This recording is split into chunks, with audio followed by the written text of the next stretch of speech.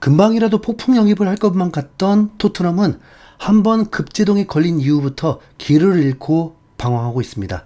최고의 이적 전문가라고 불리는 로마노 기자가 히어리고까지 외친 모건 깁스 화이트 이적이 무산됐는데 그 이후에 아직 움직임이 없죠. 아니 솔직히 말해서 1년 전에는 2년 전 시즌을 겪으면서 100%풀 전력으로 싸운다는 가정하에 토트넘이 어떤 팀을 만나더라도 꽤 해볼만 하다고 생각을 했습니다. 실제 2년 전에 리버풀이나 아스날을 만나도 대등한 싸움을 펼쳤던 게 사실이고, 기묘하게도 맨시티는 역으로 천적처럼 돼서 지난 시즌 초에는 진지하게 우승을 네, 꿈꾸기도 했는데요. 이번 이적 시장 돌아가는 걸 보니까 토트넘은 가만히 있는데 다른 팀들이 돈을 미친 듯이 쓰면서 급속도로 강해지고 있습니다. 최근 BBC에서는 이번 이적 시장을 중간 결산하는 기사를 보도했는데, 여기서 토트넘은 빅시스 중에 꼴찌였거든요. 이 기사는 아직 아스날이 요케레스를 확정적으로 영입하기 전에 발표된 기사이긴 한데 분위기는 다르지 않으니까 전해드려 보겠습니다. 이번 이적 시장은 다른 어느 때와도 비교할 수 없을 만큼 흥미진진하다. 프리미어리그 팀들은 9월 1일까지 선수단 강화를 마쳐야 하며 며칠마다 초대형 이적이 이루어지고 있고 앞으로도 그럴 것이다. 이번 여름 이적 시장에 가장 큰 손으로 떠오른 리그 챔피언 리버풀은 뉴캐슬 소속의 1억 5천만 파운드 가치의 공격수 알렉산더 이삭도 노리고 있다. 리버풀은 이미 비르츠를 1억 1,600만 파운드에 영입하며 영국 기록을 썼고, 6,900만 파운드에 영입한 에키티케의 이적료도 7,900만 파운드까지 올라갈 수 있다라면서 이번 이적 시장이 미쳤다는 내용으로 기사를 시작하고 있습니다. 특히나 리버풀이 가장 미쳤죠.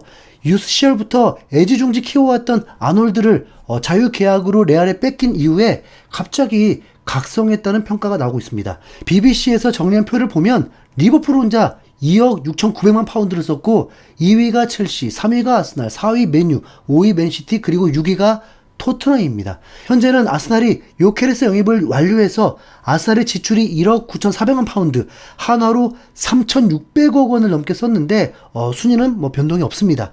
리버풀은 현재 환율로 계산하면 4,993억 원이라는 천문학적인 금액을 투자해서 엄청난 전력 강화에 성공했죠. 그래서 BBC 기사에서도 리버풀이 거의 주인공 느낌으로 분량이 가장 많습니다. 지난 시즌 승점 10점 차로 우승을 차지한 리버풀은 2억 6,900만 파운드를 쓰며 이적 시장에서 가장 많은 돈을 썼다. 비르츠, 에키티케, 케르케즈, 프림퐁 등의 선수를 영입했다. 24-25 시즌에는 골키퍼 마마르다 슈빌리와 공격수 키에사만 영입하면서 4천만 파운드밖에 안 썼는데 이때와는 정반대되는 모습이다 라면서 갑작스러운 대형 투자에 깜짝 놀라 보였습니다.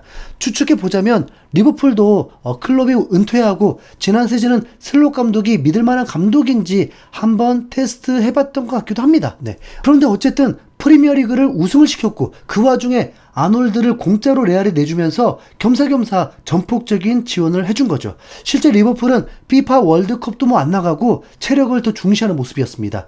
이렇게 돈을 많이 쓸 거면 클럽 월드컵 나가서 몇 승이라도 했으면 1,000억은 벌었을 텐데 다음 시즌에 트래블이라도 노리나 봅니다.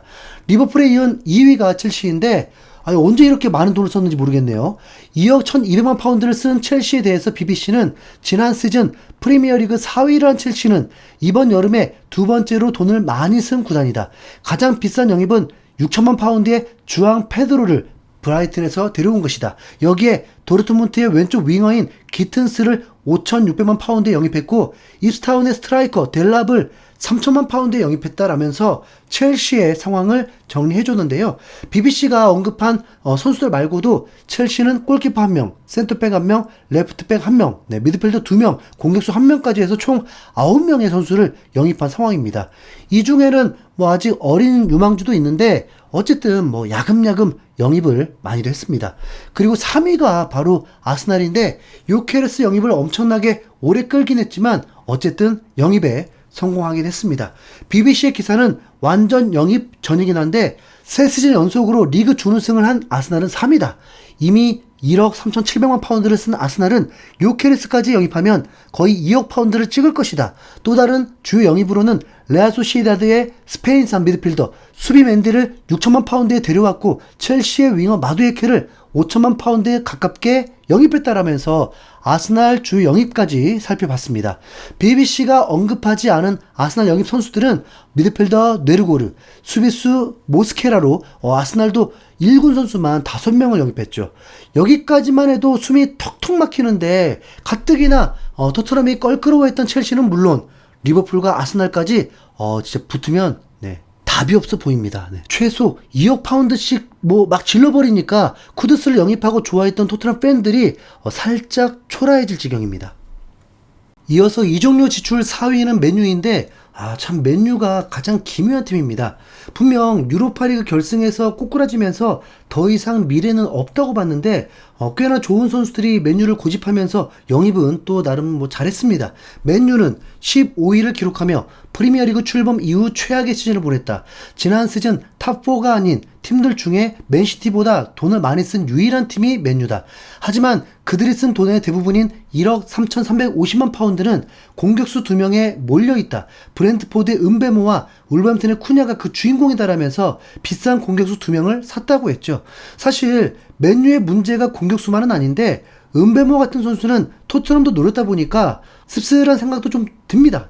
지난 시즌 순위는 15위인데 이번 여름에 4번째로 많은 돈을 쓴다는 저 미친 자금력이 부럽긴 합니다. 그리고 5위가 이제 맨시티인데 지난 시즌 3위를 한 맨시티는 이번 여름 일찍부터 영입을 완료했다.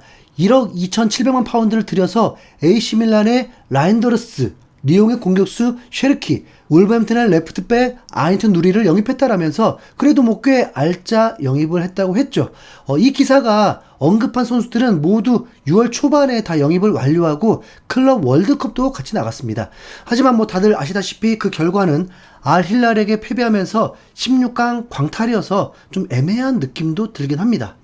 비록 지난 시즌에 미끄러지긴 했지만 그래도 프리미어리그 4년 연속 우승이라는 금자탑을 쌓은 팀이니까 여전히 무섭긴 합니다. 그리고 빅6는 빅6라고 토트넘이 이번 여름 지출해서 6위는 했습니다. 이걸 좋아해야 되는 건지 잘 모르겠지만 체감상으로는 쿠드스 영입만 3영입일 뿐 텔과 단소는 아무 생각이 안 듭니다. 이미 5천억 가까이 쓴 리버풀이 뉴캐슬의 이사까지 또 영입하려고 하는데 토트넘도 이제 슬슬 움직여야 될 때입니다. 토트넘 입장에서는 깁스 화이트를 영입을 못한 상황에서 갑자기 급이 낮은 선수를 영입해버리면 진짜 손흥민 응원한다고 진짜 10위권 팀 응원하게 생겼습니다. 개인적으로 프리시즌 달라진 거 하나도 느껴지지 않았고 전술도 선수들의 패스 퀄리티가 뛰어나야 뭘 하든 말든 하는 겁니다. 프랭크 감독이 그렇게까지 신뢰는 안 갑니다.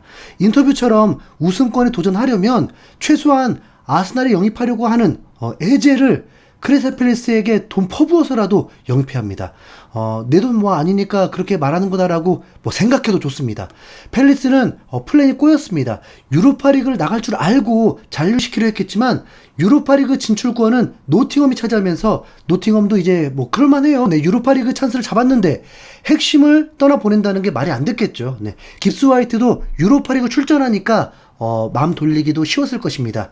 크리스탈 팰리스의 에제나 와튼, 아니면 아스톤빌라의 로저스, 오나나 최소 2천억을 쓸 생각하고 운을 발휘해야지 안 그런가요? 각 팀들 전력 보강 들으니까 손흥민이 남다고 해도 숨이 턱 막히죠. 아무리 생각해도 운을 바라는 것밖에 없습니다. 차라리 현실적으로 손흥민 20골을 더 기대하는 게 나을지도요. 다음 컨텐츠로 찾아오겠습니다. 이상 흰수염고래였습니다. 감사합니다.